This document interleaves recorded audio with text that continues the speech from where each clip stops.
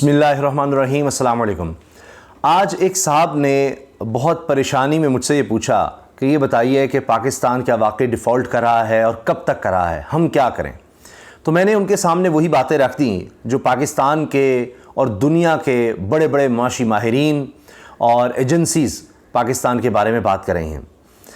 अब आप देखिए कि कहा तो ये जा रहा है कि अप्रैल 2024 $8 अरब पाकिस्तान ने वापस करने हैं, और अगर IMF का प्रोग्राम आगे नहीं बढ़ता, ना सिर्फ ये जो अभी जून तक का है नवा जायज़ा मुकम्मल करना, आगे एक नया प्रोग्राम लेना होगा।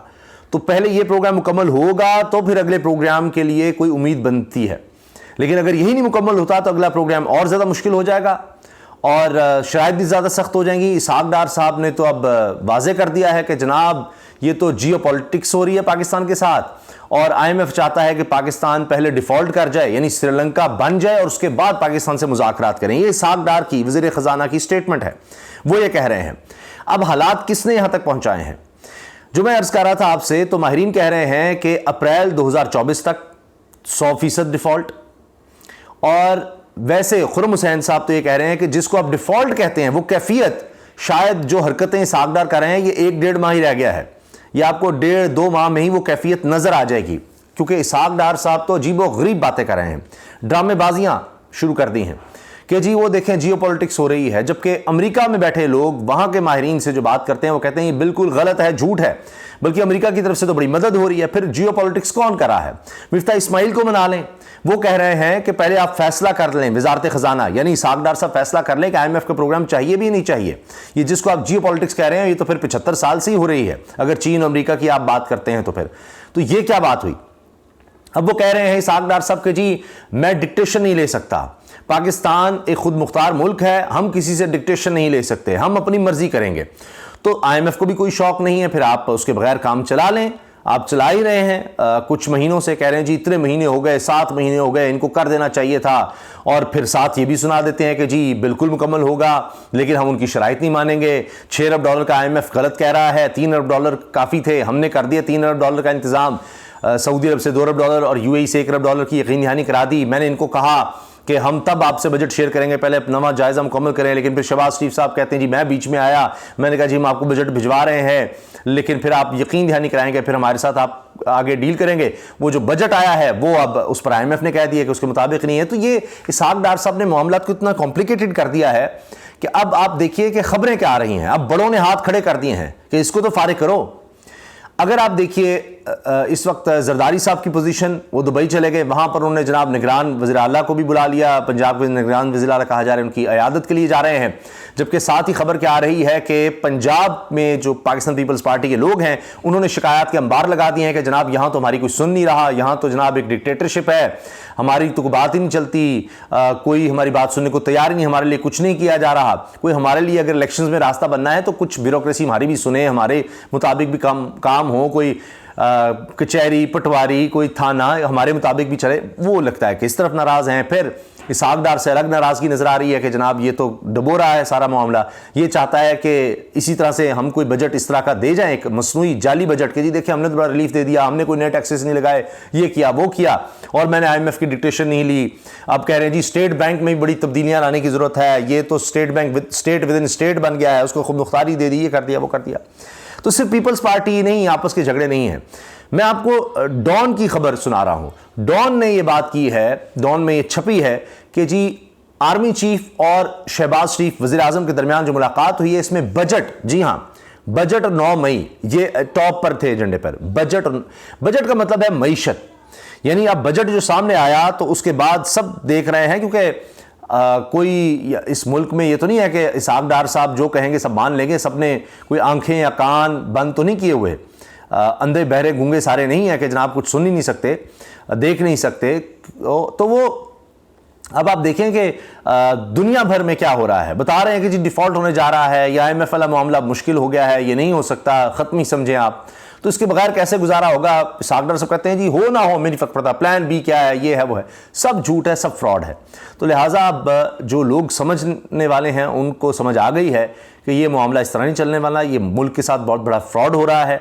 लिहाजा अब आप देखिए कि तरीके से ये हुआ कि जब इसहाक डार फेल हो गए, ये तो फेलियर है ना, कि फिर वज़ीर आज़म को बात करनी पड़ रही है, तो फिर वज़ारत ख़जाना, वज़ीर ख़जाना आपने किस लिए रखा हुआ है? जब वज़ीर आज़म बात कर रहा है IMF के साथ, IMF आगे से आपको कह रहा है कि जी आपने जो बजट है उसमें ना टैक्स में कोई बेहतरी लेकर आए हैं, ना आपके जो अखराजात हैं, आपकी दीगर चीज़ें मुताबिकत ही नहीं रखती। तो ये हमारी शराइत में से एक शराइत थी, ये IMF की तरफ से ऑफिशियली जो चीज़ बताई गई है।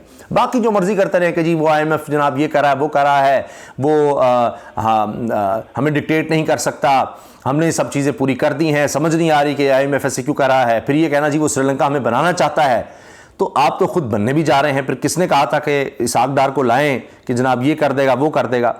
अब शहबाज राना साहब ये भी कह रहे हैं जी manufacturing output of large industries shrank 21% year-on-year basis in April 23 owing to stringent restrictions on imports and a high cost of doing business, sparking doubts about the government's claim of 0.3% economic growth in the outgoing fiscal year। अब शहबाज राना साहब senior सहाफ़ी हैं, उन्होंने ये खबर दी है कि जी ये जो पाकिस्तान में बड़ी सनत है उसमें 21% कमी हुई है, मनफी 21% पे चली गई है, यानी वो सुकड़ गई है, 21% सुकड़ी है।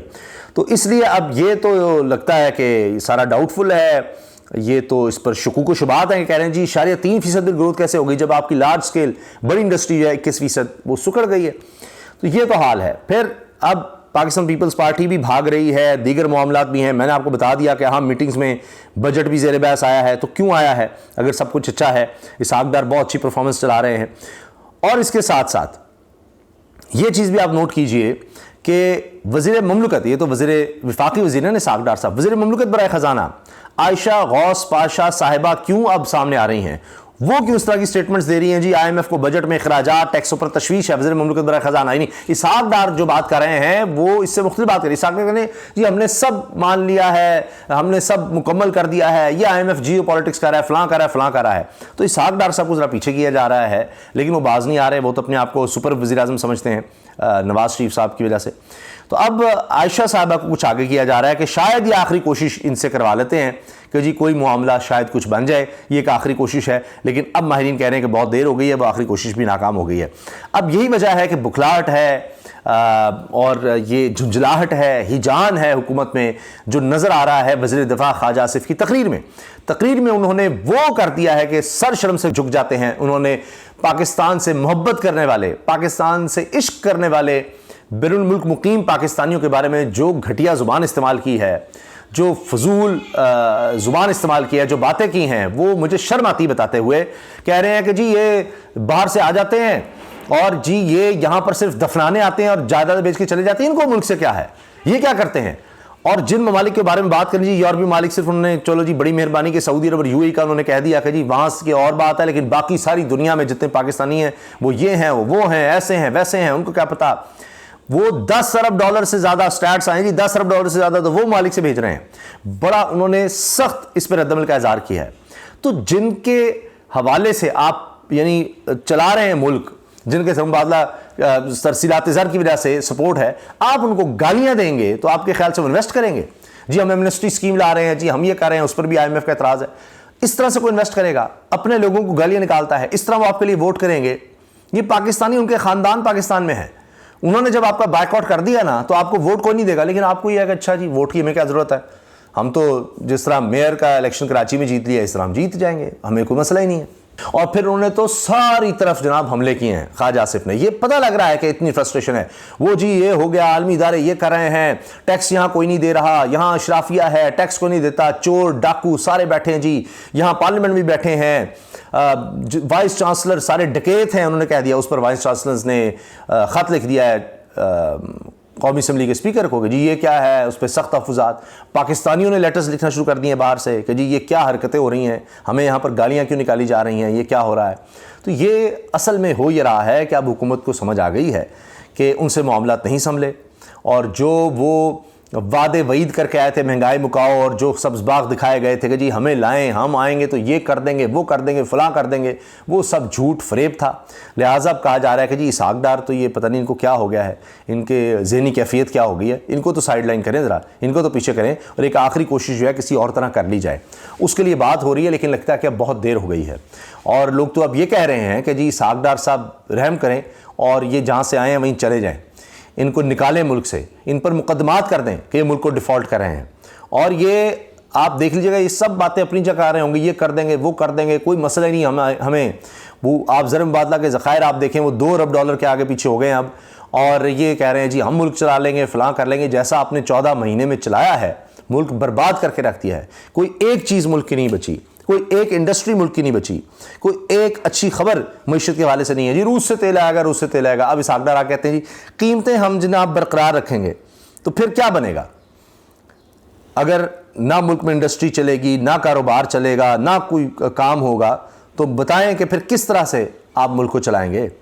हर चीज़ आप नीचे ले गए हैं, हर तरफ तबाही ले आए हैं। 11 महीने में 40% तो सनत बंद हो गई है। 11 महीने में 40% टेक्सटाइल की सनत, जो पाकिस्तान की सबसे बड़ी है, सबसे ज़्यादा रोज़गार जिस सनत में है, सबसे ज़्यादा एक्सपोर्ट जिसकी है, टेक्सटाइल सेक्टर, वो बंद हो गया है। और कहते हैं जी ये गैर ज़रूरी डिले IMF की तरफ से है, हमें कोई मसला ही नहीं है, हम नहीं डिफ़ॉल्ट करेंगे, IMF हो ना हो कोई फ़र्क नहीं पड़ता। और अब जनाब इस पर शहबाज रान ने कह दिया जी ये ख़त्म हो गई कहानी, और वो कहते हैं जी ये 4 साल का रिलेशनशिप था, 4 IMF के साथ जो मामला चल रहे थे वो अब ख़त्म हो गए हैं। तो ये जो इसहाक डार की स्टेटमेंट्स हैं उनसे लग रहा है। और ये कह देना जी हमें ब्लैकमेल किया जा रहा है, हमारे साथ ये हो रहा है वो हो रहा है, इससे बात नहीं चलेगी। आप तमाम माहिरीन को देख लें, जो वो बात कर रहे हैं उसी से आपको अंदाज़ा हो जाएगा। तो लिहाजा ये वजह है कि अब इसहाक डार साहब से किसी ना किसी तरह जान छुड़ाने की बात हो रही है। अब देखना यह है कि ये हुकूमत जान छोड़ेगी, उसके साथ ही इसहाक डार साहब छोड़ देंगे, या अभी जो इनको पीछे धकेला जा रहा है कि शायद एक आखिरी कोशिश हमें कर लें दें, तो इसके साथ उससे पहले इनसे जान छुड़वाई जाएगी। मगर लग ही रहा है कि अब मियां नवाज शरीफ साहब की स्ट्रेटजी है कि मुझे नहीं आने दिया गया तो ठीक है, फिर देखो अब भुगतो, मुझे आने दो तो मैं शायद कुछ इसहाक डार से कह दूँ कि अच्छा मुल्क के लिए कुछ छोड़ दो। वरना यह है कि हम ये एक जाली सा बजट देकर सबको बताया कि जाली बजट है, आगे मिनी बजट या असल बजट आगे आएगा और बड़े सख्त उसमें इक़दाम होंगे। और ये चाहते हैं कि हम क्यों फैसले लें, हम इसी तरह से इलेक्शन में चले जाएं। पाकिस्तान पीपल्स पार्टी कहती है ये मुश्किल फैसले लेकर जाएं या हम कंटिन्यू करवाएं। ये कहते हैं जी अगर कंटिन्यू हमें करना है तो फिर आप हमारा साथ पूरी तरह दें, फिर हमें लंबा खेलने दें, हमारे लिए कोई गुंजाइश बनाएं। तो लिहाजा यहाँ बात फंसी हुई है और हर कोई अपनी ज़ात का सोच रहा है, मुल्क का कोई नहीं सोच रहा। तो अब देखना यह है कि क्या इसी तरह से मुल्क को अंधेरे में जिस तरफ सबको नज़र आ रहा है धकेला जा रहा है, तो अब ये गड़े में फेंक रहे हैं, सब उसका इंतज़ार करें कि हाँ फेंक दे, उसके बाद चीखेंगे ओ हो ये बड़ा जुल्म कर दिया। सबको नज़र आ रहा है। शाहिद खाकान अब्बासी कह रहे हैं कि हम सबके सामने मुल्क को लूटा जा रहा है लेकिन हम कुछ नहीं करेंगे। तो क्या सब कुछ नहीं करेंगे? देखिए क्या होता है, वरना एक दिन तो आएगा कि जब वो जिसका जिक्र किया जा रहा है उस श्रीलंका वाली सूरत हाल डिफ़ॉल्ट, तो याद रखिए पाकिस्तान श्रीलंका नहीं है। पाकिस्तान के हालात बहुत ज़्यादा ख़तरनाक हो सकते हैं अगर खुदा न खास्ता वो सूरत हाल बनी। लेकिन सच्ची बात यही है कि वो सूरत हाल बनती नज़र आ रही है, साफ नज़र आ रहा है। अब ये नहीं हो सकता कि एक शख्स जो है वो नज़र आ रहा हो कि एक्सीडेंट करने जा रहा है, बिल्कुल साफ नज़र आ रहा है कि आगे खाई है और जनाब गाड़ी उससे भी ज़्यादा तेज़ उसने भगा दी है, तो आप कहें नहीं नहीं नहीं नहीं जनाब नहीं कुछ बच जाएगा, ये हो जाएगा वो हो जाएगा। नज़र आ रहा है सामने कि ये सारी, आप इसको साजिश कहें नाअहली कहें, जो भी आप इसको नाम दें, कि ये किया जा रहा है मुल्क के साथ और मुल्क को एक माशी तौर पर तबाह करने की तरफ ले जाया जा रहा है। इसके बाद देखते हैं कि जब ये कर देंगे तो उसके बाद क्या इनसे पूछगछ होगी, क्या इनके खिलाफ मुकदमात होंगे, इनसे पूछा जाएगा या इनको उसी तरह मुल्क से बाहर भगा दिया जाएगा। अल्लाह हाफ़िज़।